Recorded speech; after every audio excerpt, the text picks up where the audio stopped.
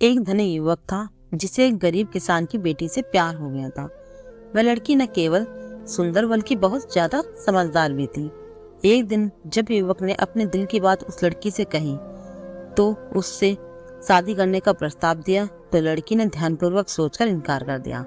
लड़की का मना करने का सिर्फ एक ही कारण था कि वो गरीब परिवार से थी और युवक अमीर परिवार से था। लेकिन कुछ समय के बाद जब ये बात युवक को पता चली तो उसने लड़की के माता पिता के साथ बात की और उन्हें समझाया। बहुत समझाने के बाद उस लड़की ने अपने निर्णय को बदला और वो दोनों विवाह के बंधन में बंध गए। युवक उसे बहुत प्यार करता था और उनका दाम्पत्य जीवन भी बहुत ही सुखद और समृद्धि भरा था। कुछ महीने बाद उस युवती को त्वचा रोग स्किन डिसीज हो गया, जिसके कारण उसका सौंदर्य धीरे धीरे कम होने लगा। इससे लड़की को डर भी लगने लगा कि शायद इस त्वचा रोग के कारण मेरा पति मुझे छोड़ ना दे।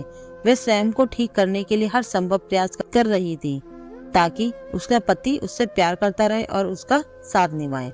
समय बीत रहा था और लड़की का सौंदर्य दिन ब दिन समाप्त होता जा रहा था। एक दिन वह युवक एक काम के लिए दूसरे नगर गया। जब वह वापस लौट रहा था तो उसे एक दुर्घटना का सामना करना पड़ा। उस घटना के कारण युवक की आंखों की रोशनी चली गई। इस दुर्घटना के कुछ समय बाद उनका जीवन पुनः सामान्य और खुशियों भरा होने लगा। चर्म रोग के कारण वह लड़की दिन प्रतिदिन कमजोर और बदसूरत हो गई। हालांकि पति के अंधापन के कारण उनका दाम्पत्य जीवन सुस्त नहीं हुआ। दिखाई न देने की वजह से वह युवक उससे पहले की तरह प्यार करता रहा। कुछ वर्षों बाद उस लड़की की बीमारी के कारण ऐसे में मृत्यु हो गई।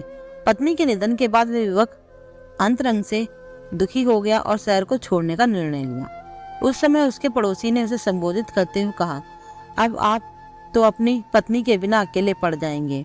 वह आपका ध्यान रखती थी और आपके लिए काफी मेहनत करती थी।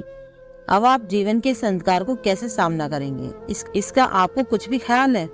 तब उस युवक ने पड़ोसी की ओर देखकर गहरी सांस लेते हुए कहा, मैं कभी अंधा था ही नहीं, लेकिन मैं ये सोचकर अंधे होने का नाटक करता रहा कि शायद मेरी पत्नी को लगे कि मैं उसकी बीमारी और बदसूरती के कारण उससे प्यार नहीं करता हूँ।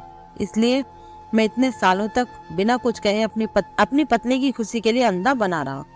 यह बात सुनकर पड़ोसी की आंखों से आंसू बह गए और वो युवक वहां से उठकर चला गया। यदि आप चाहते हैं कि आप अपने जीवन में खुश रहें तो आप लोगों की कमियों की बजाय उनकी खूबियों पर भी ध्यान केंद्रित करना चाहिए। इससे आपका जीवन सरल हो जाएगा। आपकी क्या राय है हमें जरूर बताएं और अगर कहानी अच्छी लगी हो तो लाइक करें और चैनल को सब्सक्राइब जरूर करें। धन्यवाद।